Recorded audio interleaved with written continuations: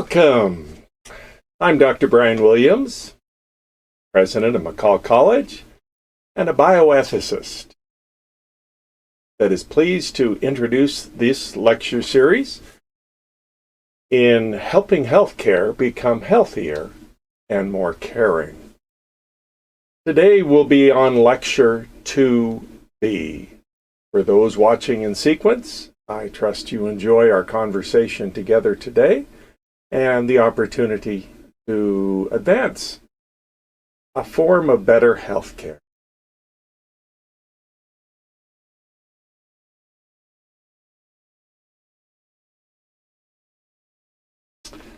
Today I'd like to introduce to you the principles of healthcare that are foundational to the field of bioethics. And I'd like to introduce to you a textbook that has served as the seminal or primary text in the field of bioethics. And that particular text is entitled Principles of Healthcare and Bioethics by Tom Beecham and James Childress. And the first edition of the Principles text came out in 1979.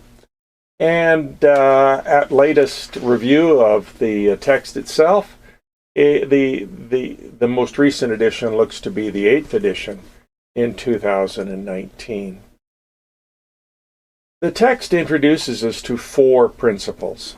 And in Chapter 4, it talks about autonomy. In Chapter 5, non-maleficence. Chapter 6 is on beneficence. And Chapter 7 is justice. These 4 principles, called the mantra of healthcare education, are essential to understanding bioethics as it is currently constructed. We need to now ask the question, how do we define these principles? The first principle that is primary to the thinking of Beecham and Childress is that of autonomy. And the definition we'll use comes from their work. It means to govern oneself, and also it's indicative of freedom and liberty. Our second principle is beneficence, and that we saw in our introduction to Hippocrates, to do good. We also saw the third principle, non-maleficence, to do no harm. And so both of those are foundational to the Hippocratic understanding of medicine.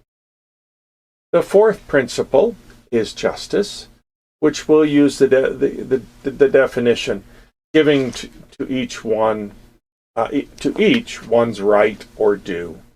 And a simplified definition of justice is fairness.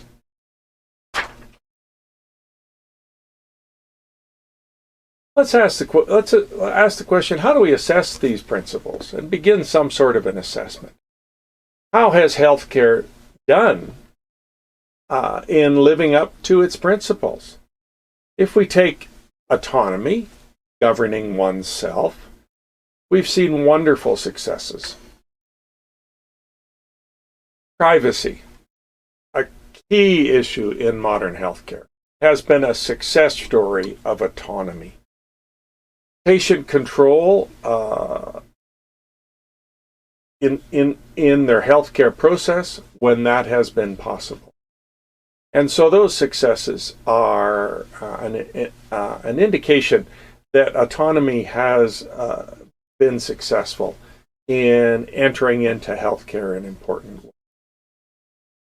As far as its failures, the pandemic illustrated a primary failure of autonomy.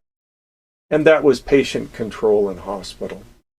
We all watched as patients had little to no control during the pandemic. And autonomy was set aside for management of healthcare during the pandemic. So we can consider that a distinct failure. When we look at the second principle of beneficence, which is to do good, and the third principle, to do no harm, the successes are quality people in healthcare are trying their best. And so I think the vast number of people within healthcare are quality people. I think the vast number of people attempt to do good and at least do no harm. And so I think we can consider that a success of modern healthcare, that they have selected people that have been living out the Hippocratic Oath to do good or to do no harm. One of the dilemmas of beneficence and non-maleficence, and its clear failure, is good results are at a high cost. I'm thoughtful of a Confucian principle that a good deed that is too expensive is no good deed.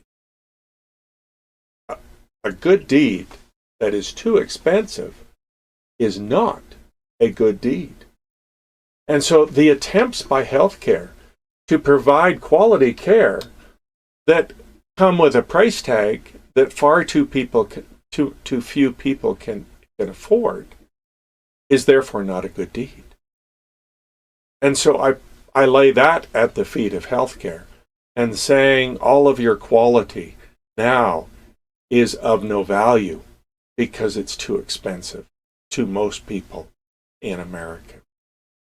As we begin to assess justice, and we'll use that simplified definition of fairness, its clear successes have been the expansion of quality healthcare into a far larger slice of the population, and that goes by the simplistic term Obamacare.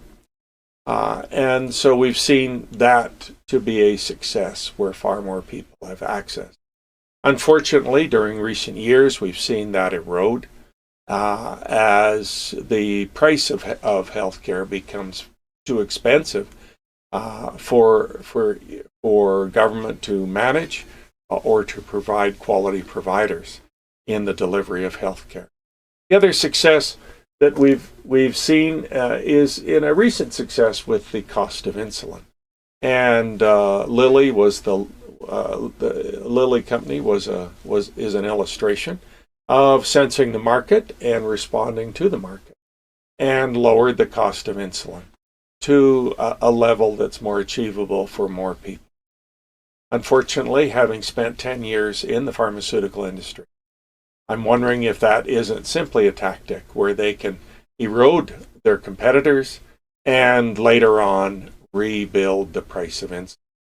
And so I think there's a future story that needs to be told on the attempts by Lilly to lower the cost of medicine. And so right now they need to be applauded, but we also need to keep a wary eye on companies that seem to be acting as they are expected to act in their own best interest, and we'll have to see where those interests work out into the future. And so a clear failure for justice is the excessive costs, limit access to too many. And for those of us that have had quality health care for most of our life, we're seeing that the available plans that we have access to are too expensive for anyone within the average range of salary. And the opportunities for quality health care are slipping away, particularly for the working poor. While many of them are getting health care plans, they can't afford the deductibles, they can't afford the premiums, and so the lifetime, the annual costs are too high for them. And so we see that within our working families, and we're also seeing now that the middle class is being exposed to far greater costs than they can stand, especially in an inflationary. But let's take a little more time and focus on autonomy. A little bit of background. Autonomy has been a key principle from the 1700s. When Immanuel Kant, a key German philosopher, offered his call to reason. Kant encouraged free will as the central part of the rational self. And that call for free will was easily translated as freedom or liberty in the latter parts of the 1700s. See that in the writing of the Constitution in America. 200 years later, bioethics emerged in the 1970s with a central theme of autonomy, or free will of the patient, and also patient rights. And so what problem was autonomy solving that it was needed in the 1970s? For a German philosopher, freedom of the individual was necessary in a society of strict social duty. Veneration of the fatherland created a tight social net around people. During the 1700s, war and death were routine. For Kant, healthy free will needs the tension of duty for social good. Autonomy to live at its best challenged duty to die at its worst. And so that's a Williamsism. Autonomy to live at its best challenged duty to die at its worst. For America in the 1700s, life and liberty challenged the power of the greatest empire, Great Britain. Autonomy of one person challenged the community at large. And what we see is the independence that was so crucial to the desires of the liberty seekers in the late 1700s was positioned against the community at large, which was the British Empire. And so that was a primary task of the War of Independence, was to give freedom to the individual. For healthcare in the 1970s, the physician was the moral authority of the healing arts. We define this in a negative sense as patriarchy. Autonomy challenged patriarchy.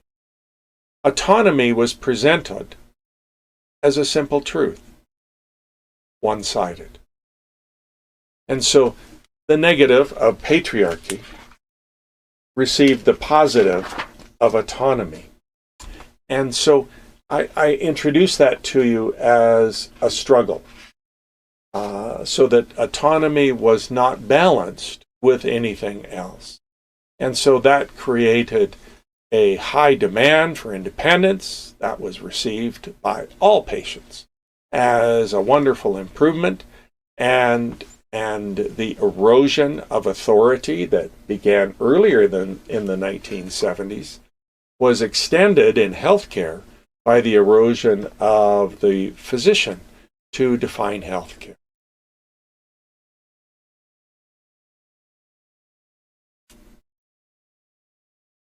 I have a little ditty that has turned into a Williamsism. Content without context is pretext. The content was autonomy. The context was healthcare. But if you simply introduce healthcare, autonomy, into healthcare with no context around it, it's pretext. It doesn't even have a way to be successful in the long term, because it doesn't have a context that encompasses it. When autonomy, freedom, or liberty is stripped of its context, it becomes pretext. Pretext is not coherent text. It's just word. I will argue that autonomy must be paired with its symmetrical pair. And I've offered the term interdependence. Freedom must be paired with its symmetrical pair, and I offer that Kant showed us that that was duty.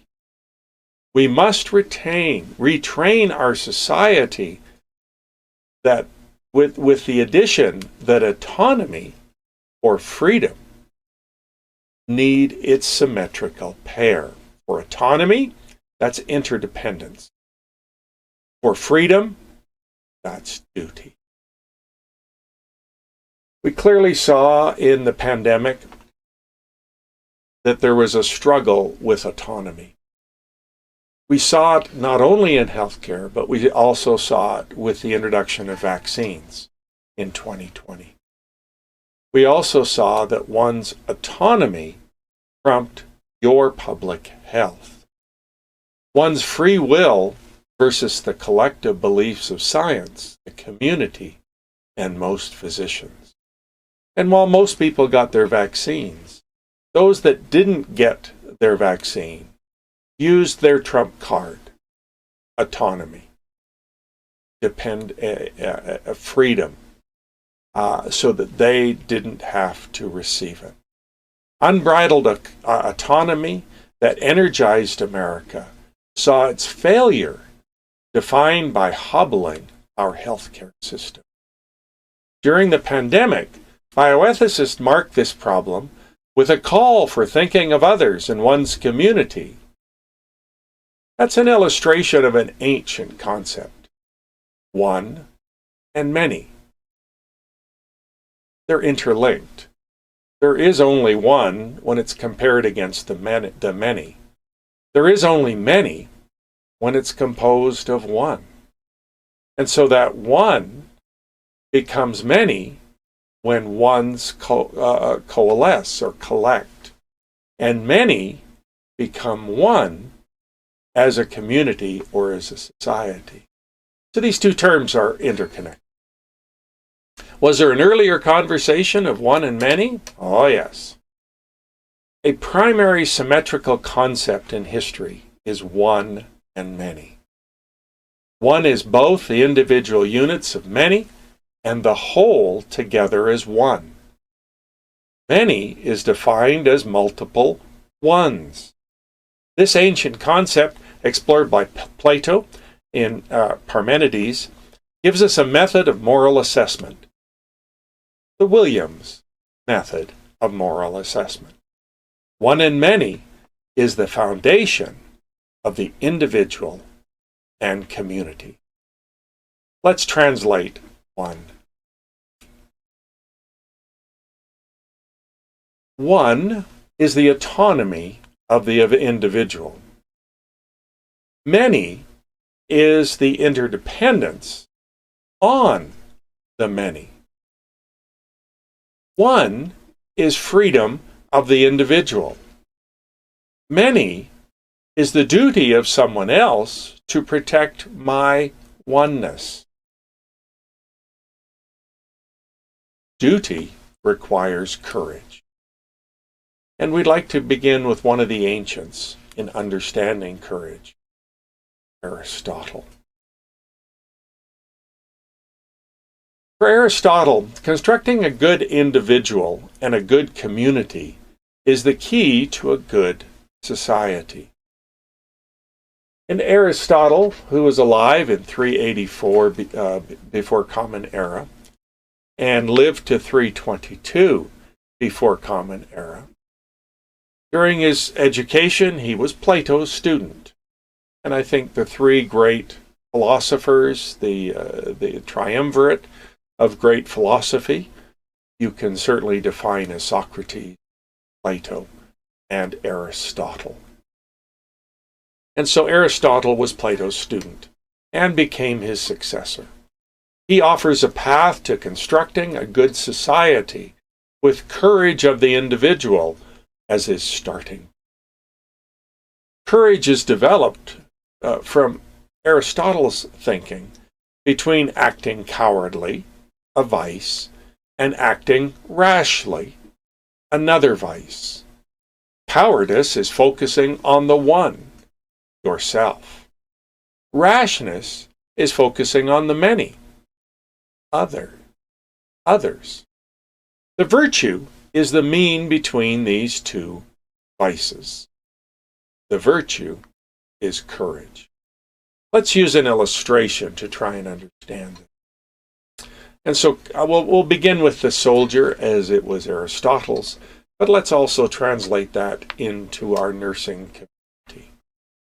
And so cowardice is seen as a pleasure, a definition of pleasure.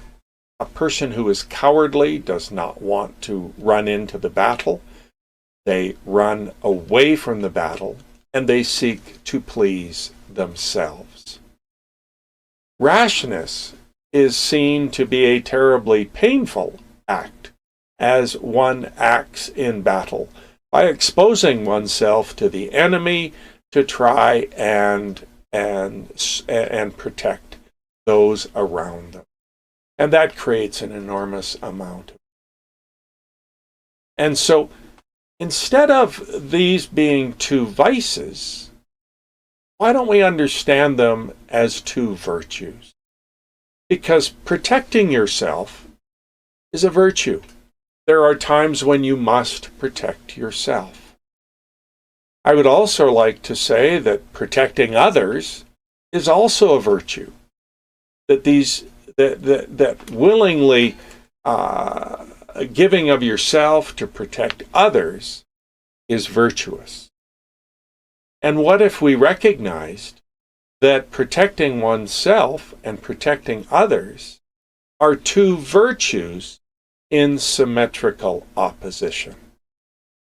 And so when one attempts, when one comes out of our training, and let's continue with the soldier,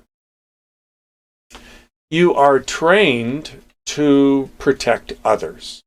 You have to move away from protecting yourself, and your training says protect others. And in the first battle that a soldier will encounter with all of their training, their likelihood is that they will naturally protect others. But in the midst of battle, if they survive their first battle, they'll recognize that they may have been acting rashly. And their attempts to protect others really put them into difficult and dangerous situations. But they survive. And so the next time they're in a battle, the likelihood is they won't act so quickly.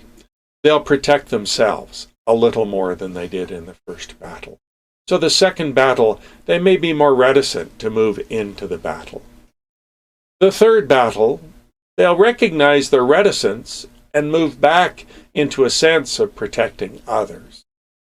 And in their fourth, fifth, and sixth battle, they're going to operate in such a way that when necessary, they'll protect others. When necessary, they will protect themselves. This Aristotle defined as excellence in the mean.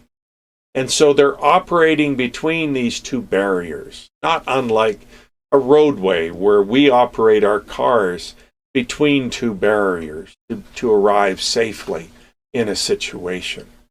And we will operate well. Yes, we could jump in our car and go straight across country from where we are to somewhere else, and we would possibly arrive if we had an awful lot of equipment that would help us to portage rivers and to climb mountains. But we typically go through the windy highway to our destination between barriers that guide us.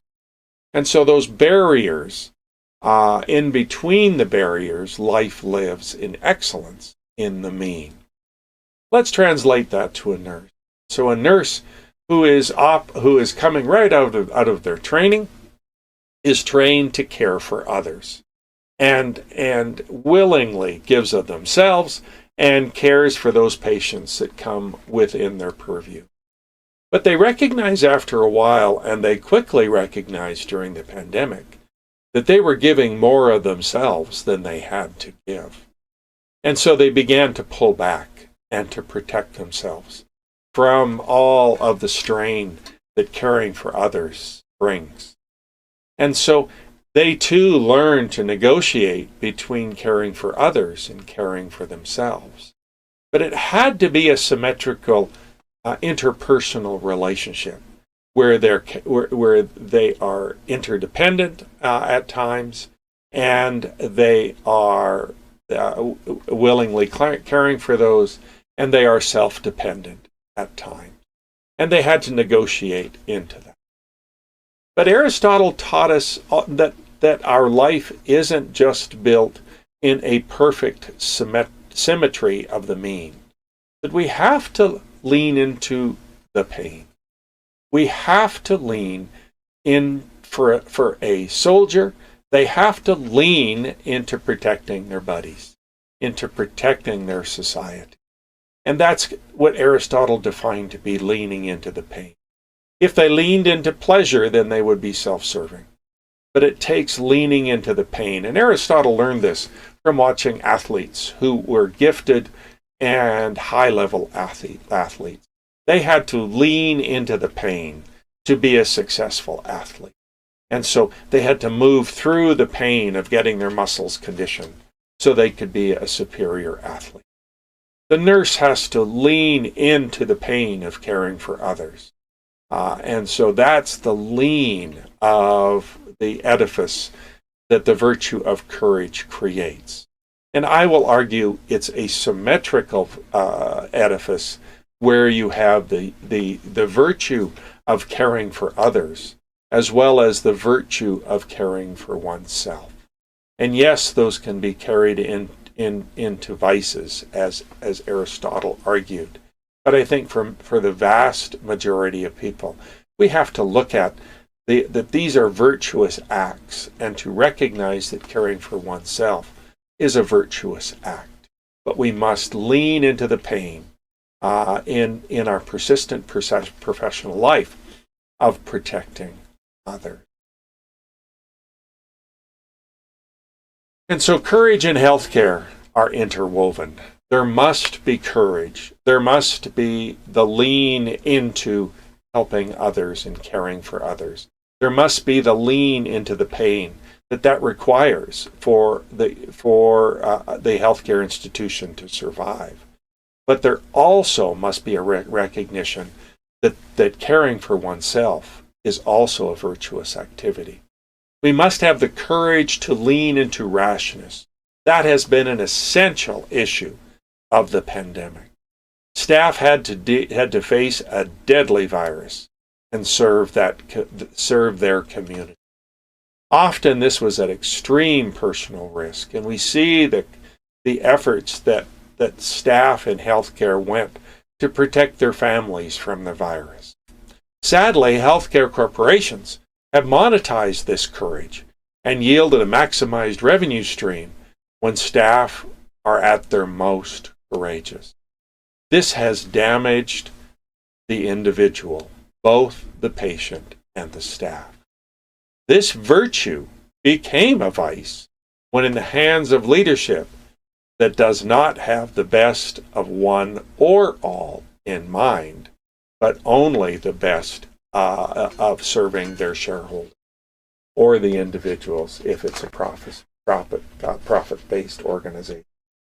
And so we must worry about these organizations that have taken the necessary requirement for courage in healthcare, monetized it, maximized the revenue from that, and have turned it against society, so that now our healthcare is detrimental to the vast majority of our community. And so we have to solve the institutional asymmetry that we introduced at the beginning of our conversation. And so the Williams method of moral asymmetry, a moral assessment, might be a tool that healthcare and hospitals can use to solve this particular problem. And so as a result of the pandemic, we saw that there was a tremendous problem with burnt out healthcare providers. And so if we assess the virtue that has become a vice, we see that courageous staff have been helping the community, the many. But it becomes a vice when their own personal health is damaged as a result of their acting out the virtue of helping others. So we have to invert the one and the many. And so now we've been serving the one. We must assess and invert to allow us to care for the one. We have to allow this staff member, the one, the courage to take care of oneself. And so then, as part of this method develops, we assess the inversion, invest in the one until ready to return to caring for others. And then we have to discover that this is really an oscillation. This is a discovery of a healthy oscillation between one and many. We certainly hire and staff our hospitals with willing people that care for others. But there must be an oscillation between caring for others and caring for oneself. And it has to be healthy. We have to find the guardrails where we lean into, we act wisely when expecting service to many, and also recognizing service to self. That both of these are virtues. They aren't vices that we need to stay away from. We need to expect the caring of others, and we need to expect leaning into the pain of caring for others. But we must have effective oscillation to caring for the one. And our healthcare system will only become healthy when we have effective oscillation between caring for the virtue of others and caring for the virtue of the one, the staff care. So I'd like to introduce you now to our second case study. It's entitled Burnout. You are the director of nursing at a small rural hospital in Idaho. You are short-staffed and preparing a memo to ask nurses to take extra shifts to cover the schedule. Then an email hits your inbox. One of your nurses had made a terrible mistake last night.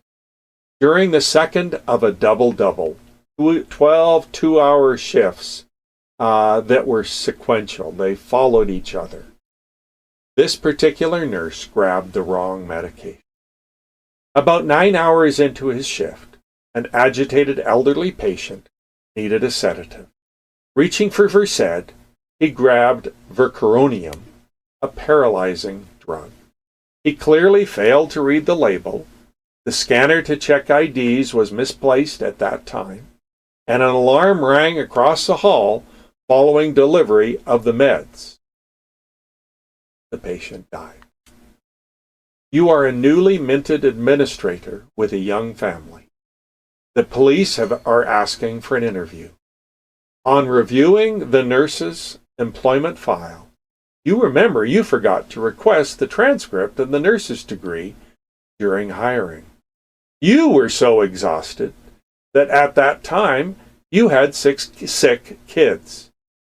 When it arrived after hiring, you saw that the nurse had an LPN certification instead of the RN that was verbally affirmed in the interviews.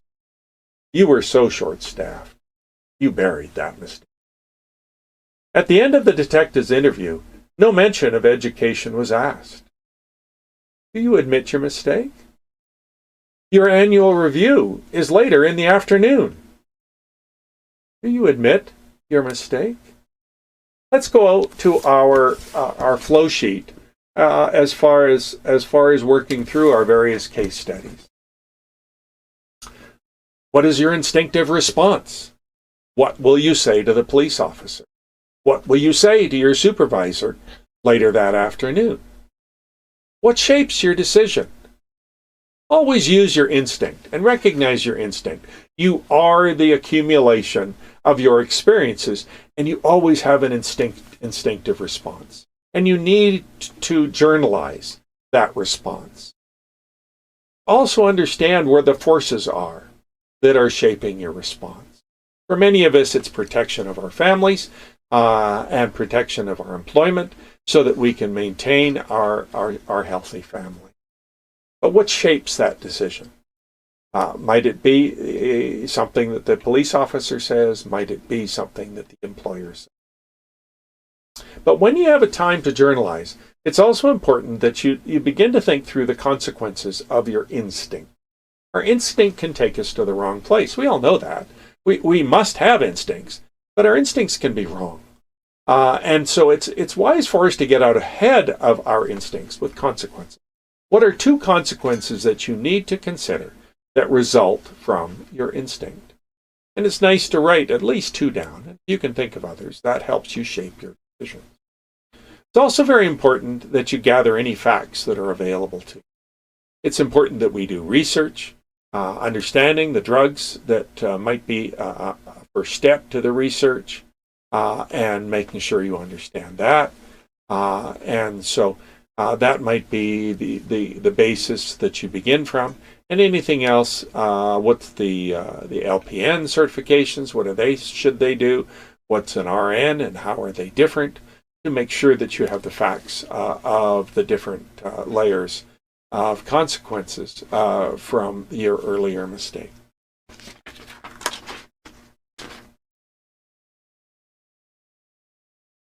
Okay. Then you want to ask, who are the primary characters or institutions? We call those stakeholders in bioethics. Who are the primary characters? And so obviously you're one. Obviously the patient is another.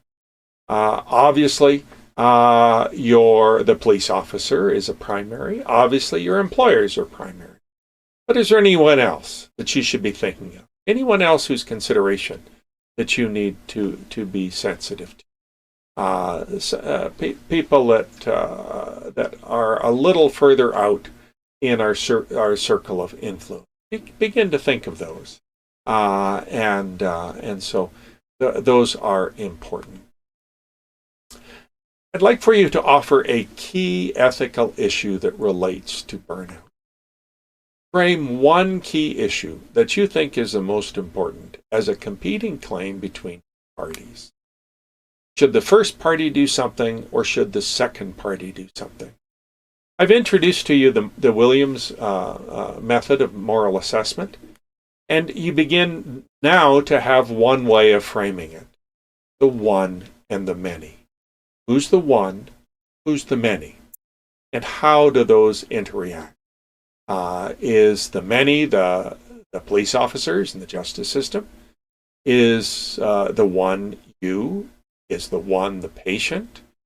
And the other the nurse? Is the one the hospital administrator representing the many? You or the nurse being the one? What's the key issue here? There's a lot of issues going on any difficult bioethical case. And so try and frame, where do you begin? Where is that place of beginning that you want to begin to assess? I'd like for you now in this second case to begin thinking about the specific tensions and the principles or rights that are in tension. We've already talked about some principles. We've talked about autonomy. We've talked about doing good, doing no harm, justice. Let's make sure you practice those so that you begin to think, what's the autonomy in this situation? Who's trying to do good? Who's trying to keep away from harm? What's justice got to do? And so I'd like for you to think about them and begin to think about them in tension. We've seen that beneficence and non-maleficence are seen to be in tension all the time. We've seen that justice for one, justice for many, seems to be in some sort of tension. We've seen and I've tried to understand autonomy in the hospital and to recognize that the autonomy of the individual is set against the autonomy of staff and the autonomy of and the organizational dynamic. Apply the Williams method of moral assessment. Assess the virtue, invert one and many, assess the inversion, and oscillate wisely. So try and go through each of those steps, trying to define things, trying to recognize the virtues that are occurring here, to invert the virtues, to assess what you've done, and then to begin oscillating. And then always, what's your plan of action? You have to do something, and it's going to be happening quickly. So you might want to get ahead and discuss your plan of action. Let's talk about what we've accomplished to this point. We've reviewed an early example, the God Committee, on communal participation in healthcare. We've applied case study analysis, and we've seen our first case study and how it operates. And now we're beginning our second case. We've assessed how a static principle, autonomy, seemingly all alone, failed in crisis. We've introduced one and many, a foundation of symmetry. We've reviewed Aristotle's extremes to the mean, and we've introduced Williams's method of moral assessment with a focus on burnout. I trust you found that our work is pointing us towards a healthier healthcare system and a caring healthcare system. I trust you're sensing that we are on a positive direction to make healthcare better. And we're using bioethics as a foundational tool to assist on that topic of how do we make healthcare healthier. Thank you for joining with me today. This has been our Lecture2B, and we're pleased to introduce ideas that will help to make healthcare healthier and more caring. Thank you for joining with me.